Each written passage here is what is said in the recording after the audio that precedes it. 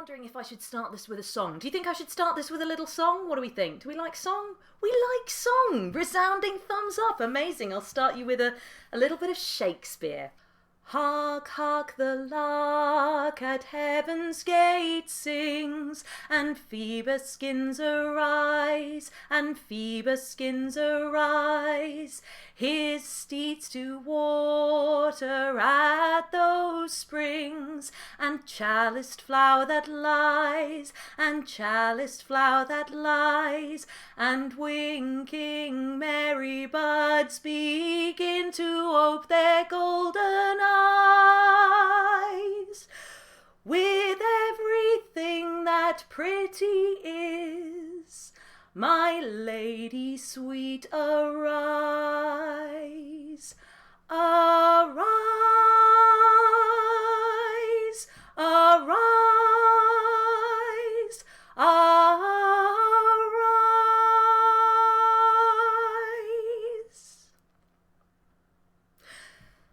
A long, long time ago, in the time of story, there was a woman whose name was Anna, and she was married to a man whose name was Joachim. And they had a happy life together. They had lived together for many a long year. Their marriage was a happy one. They were respected by the people in their town and in their village. But although their life was good, there was one great desire that had not been fulfilled for them. They both wished for a child, and a child had not arrived. And the years were pressing on. So between the two of them, they decided that if they couldn't make a child between them, they would go and speak to their God and see if God would bless them with a child instead. So Joachim went out to speak to his God. He went out into the far desert where he would fast and pray until his prayers were answered. And Anna went in to the inner courtyard of their house, to the gardens where she could walk and pray and speak to her God. And as Anna paced the gardens and prayed, she stopped and sat beneath a laurel tree. And looking up into the branches, she saw a nest had been built, like the nests that you might see in the trees, certainly around here at this time of year. And in that nest, what a noise, what a chatter, half a dozen little mouths open and squeaking, and hopping around them a busy mother sparrow, fussing and dropping in grubs for the little birds to eat. And Anna looked up at that busy, noisy sparrow's nest, and her grief fell from her lips like bird song. It bubbled up out of her throat in a lamentation. And she called to her God, and she said, "What have I done wrong? What curse have I called down upon me in this life or in another? What purpose have you given me that I should have this great desire within me, and that even the lowly sparrow is blessed with that which I lack?" And as she looked with the tears in her eyes fracturing the sunlight around that sparrow's nest, the light seemed to grow brighter and brighter until suddenly standing before her in that little courtyard was a being made of light, dazzling and beautiful and blinding to look upon. And the being said, "Be not afraid, Anna. Your God has heard your prayer, and your wish will be granted. You will conceive, and you will give birth to a child. And you will know that this is true because your husband Joachim is returning from the desert as we speak, with all of his herds of goats ready to sacrifice at the temple in thanks for the good news that he has received." And Anna looked at the blinding creature before her and said, "If this is true, and if I do give birth, then I will dedicate this child to my God. They will grow up and they will become, boy or girl, they will become a servant at the temple and live their life in holy devotion. For I know that this child is a special child whose name will echo down through history. And in that moment, the shining being was gone, and she ran to the door of their house, and as she looked out, there was her husband Joachim returning from the desert, and around him all of his herd of goats that he had brought back to sacrifice at the temple. And Anna ran to him and hung about his neck, and they kissed each other, and they cried, and they told each other the good news that each of them had heard. Their prayers had been answered. And indeed their prayers had been answered. The months passed, and Anna's belly grew, and the time came, and she gave birth. And the midwife handed the baby to her and said, "Congratulations, it's a little girl." And Anna looked down at her bundle of joy, and she said, "My soul has been magnified this day." And she called that little baby Mary. And Mary grew up strong and well, and at 6 months old, Anna placed her down on the floor to see if she could walk on her own, and little Mary took 7 perfect steps upon the earth before burying herself into her mother's chest in a great big hug. And Anna snatched the little girl up off the floor and said, "Your feet shall not touch the ground again until they touch the steps of the temple where you will be dedicated." And she ensconced her away in her little room, and she made this room like a palace, a treasure trove, everything that a little child could want. Beautiful flowers, gifts, toys to play with, and sweet and delicate things to eat. And Anna called upon all of the young unmarried girls of the surrounding village to come and care for and wait upon Mary. She lived such a blessed childhood. And at 3 years old, Joachim came to his wife and said, "It is time. We must present Mary to the temple. She must be dedicated. We must fulfill the oath that we made to our God." And Anna looked at the little infant in her arms and looked how tightly little Mary clung to her as she held her. And she said, "But what if we place her down on the temple steps and she's frightened and she turns and runs back to us? That would be a terrible omen indeed." So Joachim went out and he spoke to all of those young unmarried women who had ever cared for Mary and asked if they would do a special favour on the night that Mary was to be presented to the temple. And the evening came, and Anna and Joachim took little Mary and they dressed her in a beautiful ceremonial gown stitched with gold and silver thread, fit for a princess. And they carried her out in the darkening gloom of the evening to the temple. And they set her down on the temple steps, and looking up, little Mary saw arrayed on all of the steps up to the entrance of the temple all of those young girls and women who had cared for her as she had been growing up. And each and every one of them was dressed in beautiful white robes, and each and every one of them carried a burning oil lamp in their hands, so that the scene glittered as if the stars had come down from the sky. And little Mary, entranced, made her way up the temple steps, smiling and laughing, and never once did she turn and run back to her parents in fear. And the priests of the temple blessed Mary, and they welcomed her in, and in that moment the little child's joy overcame her and spilled out of her, and she danced. She danced the dance of a happy child on those temple steps, and all who saw her, all who looked upon her, loved her. Now, in another time that was later than the time of story, a little bit closer to our own time, in 1800s Mexico City, A nun by the name of Sister Magdalena was praying in the convent of St. Joseph of Grace. And she was praying, for it was the Epiphany, before a scene of the Nativity. She was kneeling and praying and meditating upon the little figure of Jesus wrapped up in the manger. And as she prayed and contemplated upon this mystery, a thought came clear into her mind. And the thought was, we celebrate the birth of Jesus here, but why is it that the birth of his mother is not celebrated with equal pomp, with songs, with prayers, with graces and feasts?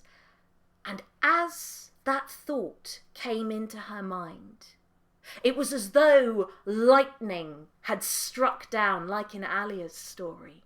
And in that thunderclap of inspiration, a vision came to her there.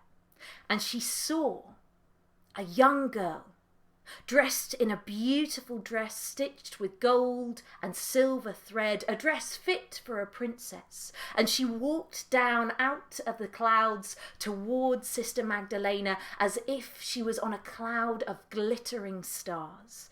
And Sister Magdalena knew in that moment that she was looking at the Virgin Mary as a child. And the infant Mary spoke to Sister Magdalena and said, you must tell people that great graces will be given to those who honour me in my infancy, because it is a devotion that is too often overlooked. And in that moment, the vision passed, and she was back in that convent, looking down at the Epiphany scene, trembling, shaking, overcome with inspiration. And she ran to tell her abbess, "Abbess, I have had a vision. The Holy Mother has spoken to me, and she says that we must honour her as a child, and we need to commission a sculpture right away. We need to make an icon that people can come and pray to. I can tell the sculptor exactly what I saw. We can make it very specific." And the abbess listened patiently and said, "Oh, Sister Magdalena, that is a lovely thought, truly a lovely thought, but we sculptors are expensive. We cannot cater to every thought that floats through our heads while we're praying, no matter how beautiful they are." And Sister Magdalena said, "No, Abbess, you don't understand. This wasn't just a thought that I had. This was a calling. This was a vision that was given to me." And the abbess said, "My dear, if this is truly what the Holy Mother wants, and it is a strange request, one that I have not heard before, then surely we will see another sign of it. Be patient." And so Sister Magdalena was sent away, frustrated and feeling a little helpless. But the next day, while the nuns were cleaning the sacristy, they found, rolled behind the altar in a dark corner behind the curtains, there was a little stone head. It was a little stone head that had come from one of the angel statues. It had been broken off many months before, and only now had it been rediscovered.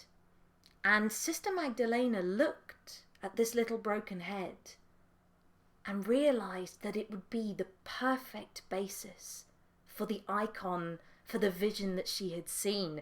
It was almost too good to be true. It was, if you are inclined to believe in such things, perhaps a sign from God.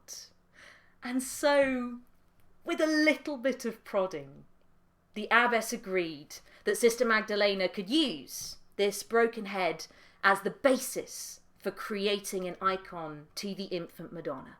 And a sculptor was called in, and Sister Magdalena worked with him very closely to make sure that this icon was as near to the vision she had seen as she could manage. And between them, they created a wonderful image of a little girl dressed in a fine princess gown stitched with gold and silver thread.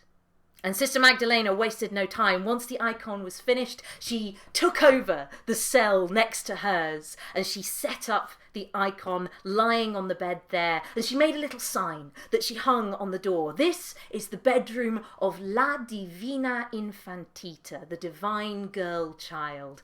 And although she was poor, she laid out for this little icon every beautiful, lovely thing that she could imagine a girl child might want. She filled the room as best she could with beautiful flowers, with gifts, with toys, with sweet and delicate things to eat.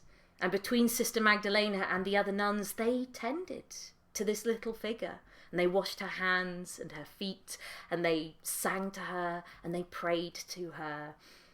And Sister Magdalena went out and started to speak to people. She told people of the vision that she had received. She shared with people the prayers that she had written in honour of the infant Madonna, the songs that she had created. And little by little, people began to come to this little cell and pray to the figure of La Divina Infantita. And it is said that miracles occurred in that little cell. Hardened sinners who prayed before the image of this little infant had a change of heart that seemed almost miraculous. Children who were unwell left feeling better in themselves. Even a little girl who had been declared blind, it is said, had her sight restored in this place. And so the knowledge, the worship of La Divina Infantita spread throughout Mexico, and indeed is still honoured today in some places on the 8th of September, which is the feast of the birth of the Virgin Mary. Now, the reason I know about this is because last year I did a workshop, I did a course looking at working with archetypes, and the archetype that I ended up working with was the divine girl child. So I went out to try and find images and icons and stories associated with this figure, with this archetype. And it turns out the divine girl child is hard to find. You can find divine boy children, and certainly if you search for child goddess, you will find goddesses who have had children. You will find goddesses who are protectors of children. You don't find very many stories about the childhoods of goddesses themselves. Indeed, in some cases, the goddesses are specifically denied childhoods. Athena, for example, sprang from the head of her father fully formed and mature. No childhood allowed. And it's interesting. It's interesting that there are not many of these stories, because what we are allowed to see as sacred, and certainly the things that we do not see as sacred, can affect the way that we think about them and respond to them and give them weight and importance in our day-to-day existence. Now, this is not to say that there are no stories of divine girl children. Indeed, in Nepal, there is still, in some Hindu and Buddhist groups, the worship of a living girl-child goddess called Kumari. And she manifests herself in a young girl who, for all the time that this girl embodies the goddess, she is dressed in beautiful clothes and carried from place to place so that her feet never touch the ground. And indeed, even in the faith that I used to practice, tucked away in the Apocrypha there are stories about the childhood of Mary. I told you a little bit of it just earlier, and I think certainly in terms of Christianity, Mary is the closest we have to a goddess figure in that faith. And there is a pagan practitioner whose name is Lasara Firefox Allen, who has created a model of a five-fold goddess. So rather than the threefold mother, maiden, crone, they propose a broader spectrum, and one of those figures is the figure of the divine girl child, who they call Femella. And when they talk about looking at using Femella in a religious or ritual context, one of the feast days that they offer is September the 8th, the birth of the Virgin Mary.